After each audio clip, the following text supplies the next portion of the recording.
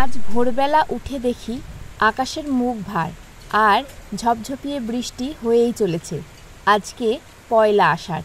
এতদিনের প্রচণ্ড গরমের পরে আজকের এই বৃষ্টি যে কি স্বস্তি।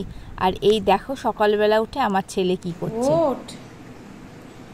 পরীক্ষা আছে না, পড়তে বস।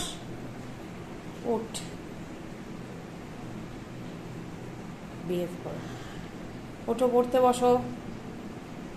ছেলেকে পড়তে বসিয়ে দিয়ে এসে আমি রান্নার কাছে এসেছি, কারণ স্কুলে যাওয়ার তাড়া আছে।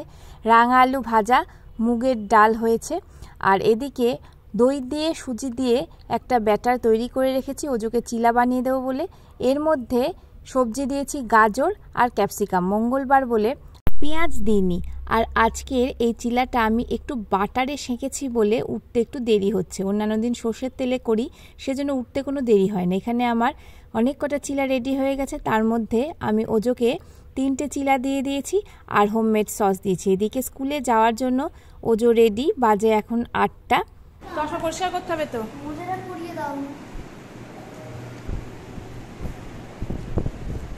ওজোকে বের করে দিয়ে ওর বাবাকে স্কুলে বের করে দিয়ে আমি স্কুলে এসেছি বৃষ্টির মধ্যেই, অর্ধেক ভিজে।